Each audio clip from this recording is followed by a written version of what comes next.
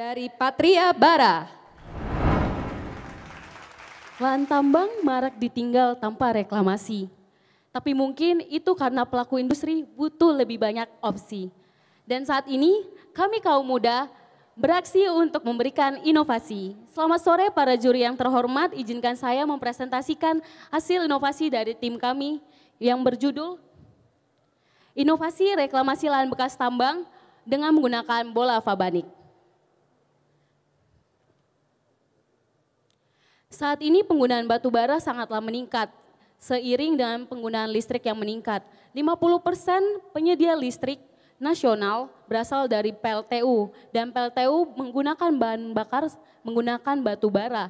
Dari hasil pembakaran tersebut dihasilkan abu batu bara berupa fly ash dan bottom ash, yang biasa disebut faba.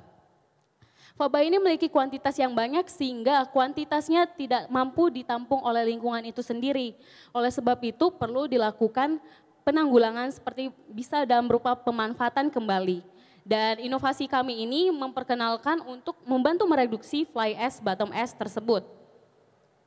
Untuk memperoleh batu bara tersebut diperlukan proses penambangan di mana dia meninggalkan lahan bekas tambang yang wajib direklamasi. Seperti pada Peraturan Menteri SDM nomor 26 tahun 2018, pihak yang memiliki izin tambang wajib melakukan kegiatan pasca tambang. Namun kenyataannya 10% dari 160 perusahaan di Kalimantan Timur tidak menaati peraturan tersebut. Sehingga masih ada ditemukan lahan bekas tambang yang ditinggal tanpa reklamasi dengan alasan biaya.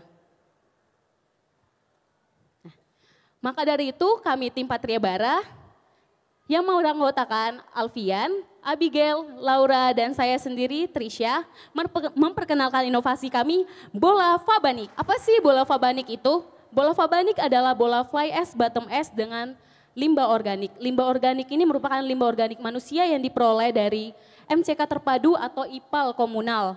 Dan fly ash dan bola Vabanik ini berbentuk bola yang dimana campurannya terdapat kompos, tanah liat, fly ash, bottom ash yang berisi benih, dan benihnya itu ada benih rumput, benih bunga matahari, dan benih terem besi. Nah, untuk mengaktifkan bola Vabaniknya sendiri itu perlu terkena air atau terkena hujan untuk mengaktifkan masa dormansi benih, sehingga bola tersebut akan aktif dan berproduksi menumbuhkan tanaman-tanaman.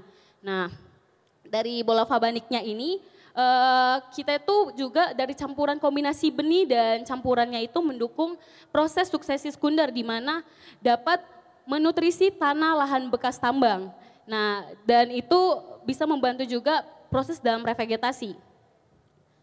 Dari bola Vabaniknya ini seperti kita ketahui pada proses reklamasi itu ada beberapa tahap seperti ada pembukaan lahan, penataan lahan, pengendalian erosi dan air, penanganan asam tambang, dan revegetasi. Dan bola Vabanik ini bisa digunakan pada tahap revegetasi. Kenapa sih bentuknya bola? Seperti kita ketahui kalau lahan tambang itu tidaklah seutuhnya datar, dan bola ini bisa membantu untuk pengaplikasian pada tanah yang tidak datar. Dan pengembangan kami membentuknya menjadi bentuk pipi di mana saat dilempar nanti bola ini akan berhenti di spot tertentu. Target pasar kami sendiri itu bagi perusahaan-perusahaan yang membutuhkan cara revegetasi yang murah, mudah, dan ramah lingkungan. Kenapa sih ramah lingkungan? Karena kita menggunakan fly ash dan bottom ash kembali, sehingga kita mereduksi fly ash, bottom ash yang sangat banyak.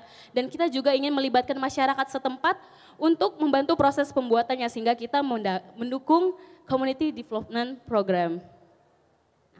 Kita mematok harga untuk pemasaran kita ini per bolanya sekitar Rp6.000, di mana diketahui per hektar membutuhkan 10.000 bola sehingga biaya yang diperlukan sebesar Rp60 juta. Nah, ini udah termasuk dari biaya produksi hingga biaya distribusinya. Alasan mengapa bola ini menjadi inovasi terdepan bagi reklamasi lahan bekas tambang, karena satu, kita ramah lingkungan, kita menggunakan kembali fly ash dan bottom ash. Yang kedua, mudah dari tahap produksi dan tahap distribusinya juga. Dan yang terakhir kita mendukung program community development. Untuk menutup presentasi saya, izinkan saya memberikan satu pantun.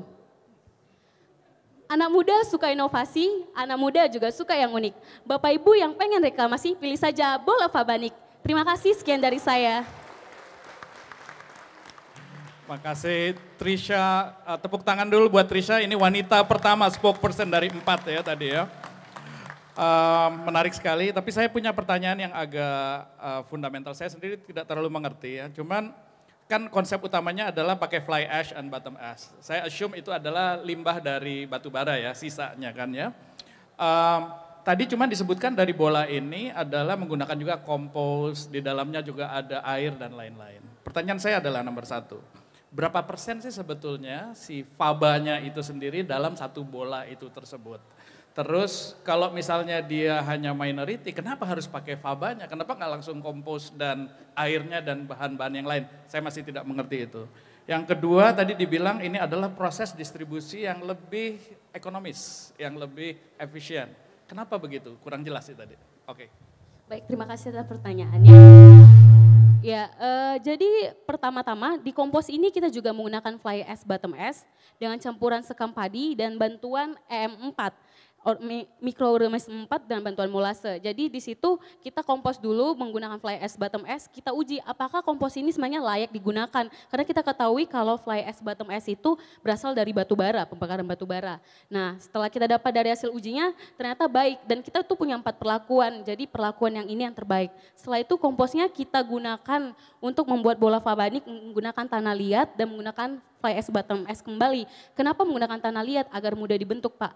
Dan kemudian kenapa menggunakan fly ash bottom ash? Setelah kami mencoba, ternyata tekstur itu membantu untuk membuat bola itu menjadi keras. Mungkin nanti pengembangan kedepannya kita akan menambah dengan kadar berapa sih yang bisa membuat kalau jika dilempar itu nggak langsung pecah. Jadi itu bisa langsung pecahnya saat terkena air gitu.